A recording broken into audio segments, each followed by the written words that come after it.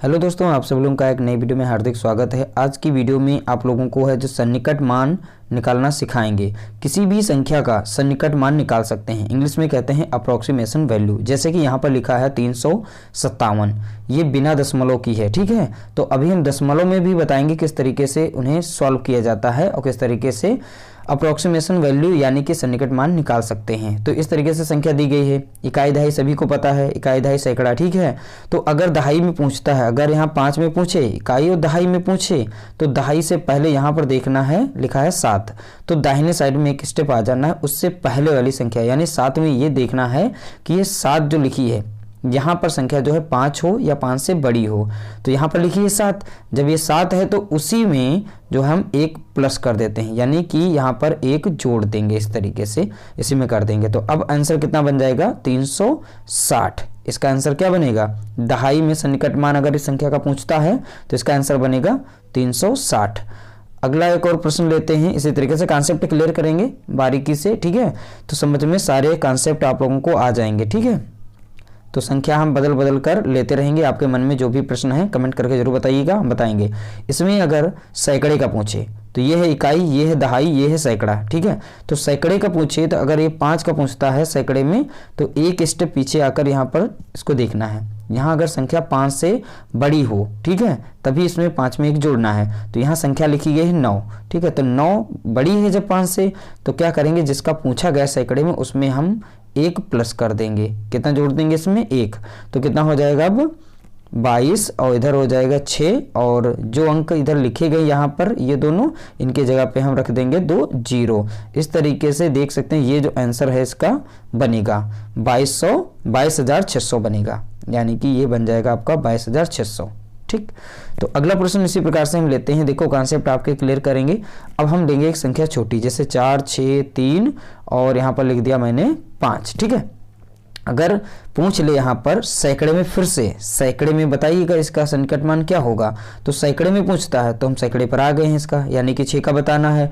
तो फिर एक स्टेप इधर आएंगे, यहाँ पर देखेंगे 5 से संख्या बड़ी है कि छोटी है। अब यहाँ पर संख्या लिखी है 3, तो ये 5 से जब छोटी है तो यानी कि इसमें हम कुछ नहीं जोड़ेंगे, यहाँ पर कुछ भी नहीं जोड़ेंगे, जैसा लिखा ऐसे लिख देंगे, यानी 4, 6 और 2 0 लग जाएंगे, यानी कि 3 और 5 की जगह पे 0 कर देंगे। इसलिए यहाँ पर 4600 यानी 4600 इसका आंसर हो जाएगा। अब हम आगे बढ़ते हैं। आगे प्रश्न आता है इस तरीके से डेसिमल में, यानी कि दशमलव में। तो यहाँ पर 18, ठीक है, 18.6 लिखा गया है, 18 पॉइंट यानी कि 6। तो इसमें अगर इस तरीके से पूछता है, सिंपल कुछ भी ना कहे, ठीक है, सिंपल कहे इसका अप्रोक्सीमेशन वैल्यू, यानी कि इसकी जो सन्निकट मान है इसका क्या होगा। तो यहाँ पर दशमलव के साइड में देखना है संख्या अगर 5 हो या 5 से बड़ी हो। अगर 5 हो या 5 से बड़ी होगी, ठीक है, तो पुनः जो है इस दशमलव के इस साइड में एक जोड़ देना है। तो यहाँ पर संख्या लिखी है 6, तो 5 से है बड़ी दशमलव के साइड में, तो इस साइड का आंसर हो जाएगा 19। तो अप्रोक्सीमेट वैल्यू क्या हो जाएगी इसकी? 18.6 की 19 हो जाएगी, यानी कि 19 हो जाएगी इस साइड में। अगला प्रश्न लेते हैं, जैसे कि यहाँ पर लिखा है 24.54, ठीक है। इसमें पूछ ले सिंपल तरीके से कितना होगा, ठीक है। पॉइंट के साइड में देखेंगे यहाँ पर कितना लिखा है 5, तो 5 ये है जो मैंने क्या कहा था, मिनिमम 5 हो और 5 से या तो ज़्यादा हो, तो एक इसमें एक जोड़ देंगे। फाइनल इसका आंसर होगा 25, ठीक है। तो फाइनल इसका आंसर क्या बनेगा? 25। अगला प्रश्न ले लेते हैं इसी तरीके से। मान लो कोई संख्या छोटी है, जैसे मान लिया 17.2 लिखा गया है। इसमें सिंपल पूछ लेता है, अभी हम बताएंगे आगे इससे और कठिन वाले, ठीक है। तो इसमें अगर पूछ लेता है इसका सन्निकट मान क्या होगा, तो यहाँ पर देखना है कि संख्या 5 या 5 से ज़्यादा है। तो यहाँ पर संख्या है 5 से छोटी, जब छोटी है तो पुनः इधर की संख्या जो होती है यही इसका सन्निकट मान है, यानी कि इसका आंसर क्या हो जाएगा? 17 हो जाएगा, यानी कि 17 हो जाएगा। अगला प्रश्न ले लेते हैं, जैसे पूछ लेता है आप लोगों से, जैसे लिखा होगा 54.67। अब इसमें पूछेगा, ये पहला स्थान जो होता है 10वें कहलाता है, 10वें, 100वें और इधर का 1000वें, इस तरीके से, ठीक है। तो अभी हम बात करने वाले हैं इतने ही नंबर का, ठीक है।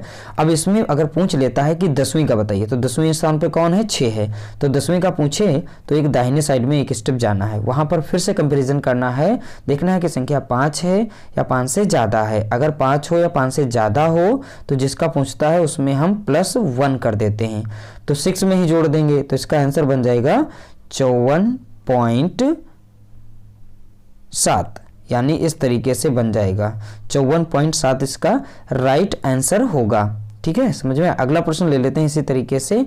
अगर पूछता है 59.687 में पूछ ले सन्निकट मान 100वें में, तो 10वें ये है 100वें, ठीक है, तो 8 में पूछा गया। 100वें में अगर पूछे तो फिर से एक स्टेप आगे आना है, ठीक है।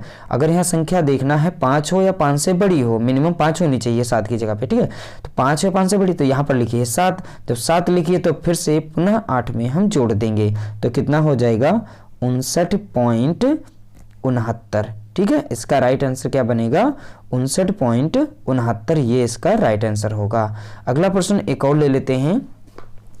अगर लिखा हो 24.123, इसमें पूछ लेगा 10वीं का सन्निकट मान बताइएगा। अब देखिएगा ध्यान से, 10वीं में पूछे तो 10वीं में पूछेगा तो एक स्टेप इधर आना है, तो इधर आएंगे तो यहाँ पे देखेंगे 2 लिखा है, तो ये 5 से संख्या जब छोटी है तो पुनः इधर आएंगे तो इसमें हम कुछ नहीं जोड़ेंगे, क्योंकि यहाँ पर 2 लिखा हुआ है, इसलिए हम इसमें कुछ भी नहीं जोड़ेंगे, तो इसका आंसर बनेगा 24.100, ठीक है, इस तरीके से इसका आंसर बनेगा ये। अगला प्रश्न एक और ले लेते हैं, आपके मन में डाउट्स होंगे तो इसलिए 2.2414, ठीक है, इस तरीके से आंसर लिखा गया हो, क्वेश्चन लिखा गया होगा। इसमें पूछेगा 1000वें का, तो 1000वें पर कौन है 1 है, तो 1000वें पर देखना, 1000वें का जब पूछेगा इसमें 1000वें का सन्निकट मान क्या बनेगा, तो 1000वें के आगे बढ़िएगा एक स्टेप, तो यहाँ पर देखेंगे 4 लिखा है, तो 5 से ये संख्या छोटी है, जब छोटी है तो 1 में हम कुछ नहीं जोड़ेंगे, ठीक है, यानी कि इसका आंसर बनेगा 2.241, इसका राइट आंसर बनेगा, ठीक है। मैंने हर तरीके से समझा दिया है और जितने भी पॉसिबल थे टर्म मैंने सारे टर्म इसमें समझाए हैं। अगर तब भी आप लोगों को कोई डाउट है या समझ में नहीं आया है तो आप लोग कमेंट करके बताइएगा, हम पूरे आंसर जो हैं अगली बार में हम कुछ प्रश्न लेकर आएंगे किस तरीके से निकाले जाते हैं। आप किसी भी संख्या का दशमलव इसी तरीके से यानी अप्रोक्सीमेट वैल्यू निकाल सकते हैं, ठीक है। उम्मीद करते हैं कि आप लोगों को जो कॉन्सेप्ट है हमारा समझ में आया होगा। अगर आया है कॉन्सेप्ट समझ में तो हमारे चैनल को सब्सक्राइब करें और डाउट है तो कमेंट करके बताइएगा। हम नेक्स्ट वीडियो में बहुत ही आसान शब्दों में और हम सिंपल तरीके से आप लोगों को समझाएंगे। चलिए मिलते हैं नई वीडियो के साथ, तब तक के लिए नमस्कार, जय हिंद, जय भारत।